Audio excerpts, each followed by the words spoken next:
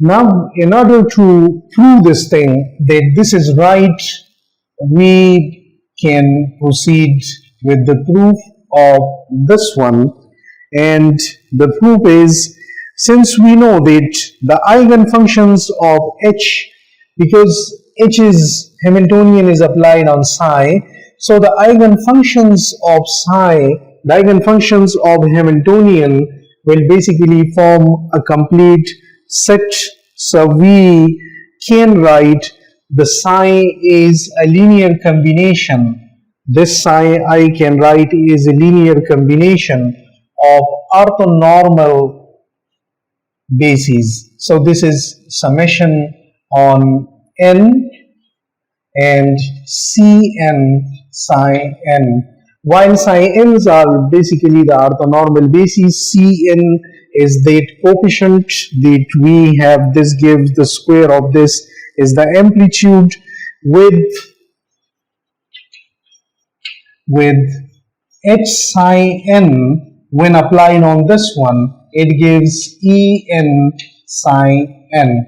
So we don't know this function, but we know that this function is the eigenfunction of Hamiltonian, so we can write it as a linear combination. So it will be psi will be equal to C naught psi naught plus C1 psi 1 plus C2 psi 2 and so on. This is a linear combination, is these are eigenfunctions of H, and we can write is a linear combination.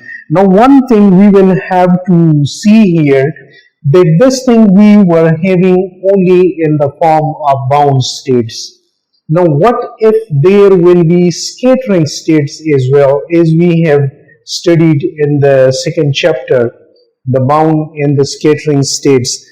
Now when only bound state, we can write it as a summation, while when we are having scattering state of this wave function, then we will have to introduce that integration, the integration on a k space, the dk, and all what we did in the second chapter. So here we are limiting ourselves only to the bound states, and we are writing only the summation. Now we know that psi is normalized. So psi normalized means that psi is equal to 1, means I am writing in a bracket notation. So this is equal to 1. So what does this mean? That if I write this is summation on n Cn psi n, and then summation on m Cm psi m, then this thing is equal to,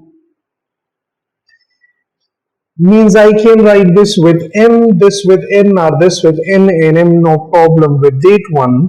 So this will be equal to, let me change this one, this psi m, and because I will have to follow the notation as per your book. So this is psi n, and this is psi n, and this is psi n, not m. And then I can write that when this will go out, because these are just numbers, this is m and then Cm, but I will write a conjugate on this one because it can be a complex, and then summation on n Cn and psi m psi n. And now I know that psi m and psi n, they are orthonormal. They are orthonormal, so they are basically equal to, that psi m equals to delta mn, orthonormal. So this is equal to 1 if m is equal to n, and this is equal to 0 if m is not equal n. So when m is equal to n, then this will give us 1, and this will become Cn, and Cn here and Cn here, so it will become Cn1 squared. So this is equal to summation on n and Cn mod square, and this will go to 1. This is Cn is here and then Cn will here, so conjugate, and this will become Cn1 square and it is equal to 1. So it means that psi is normalized. When psi will be normalized? When all the coefficients mod square, if we add, then it will come out to be equal to 1. Now we go toward this one, and this is psi h psi, and we do solve this one. So I can write the values. It will be psi m and psi n. So here summation on m and psi cm psi m, then h and summation on n cn psi n. I will have to find out this thing. So again I will just write this. Now this one will come out is summation on m and cm conjugate here, and psi m is here.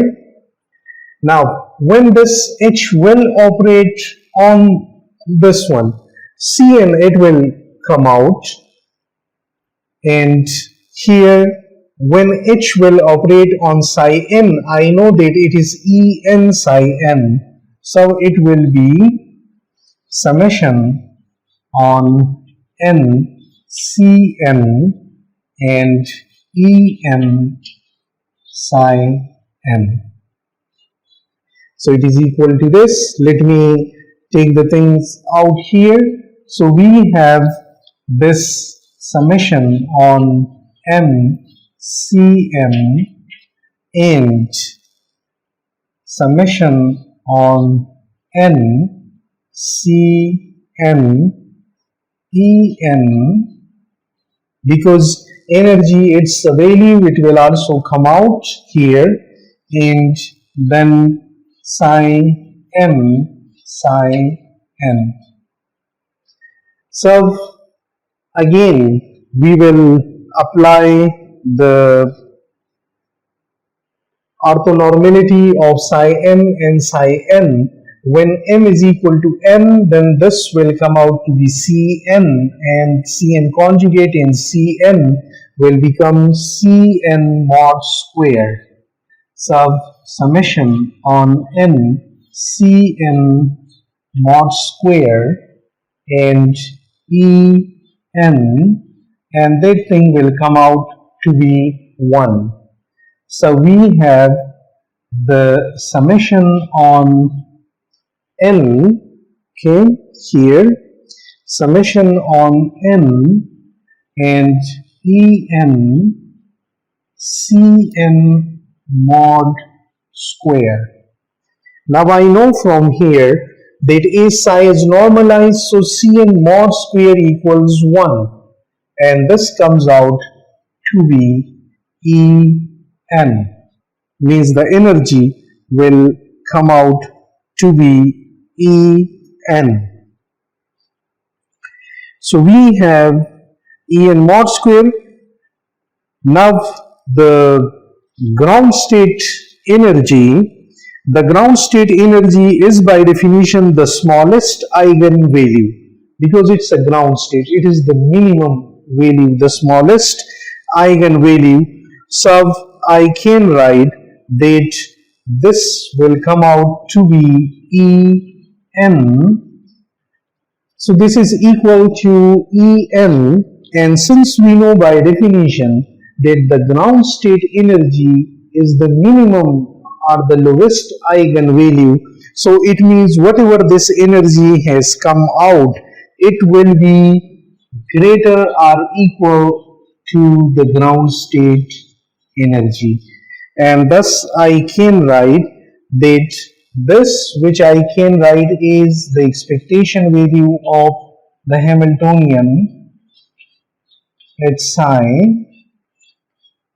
and this is equal to, means if I write this thing, this will be then greater or equal to the ground state energy,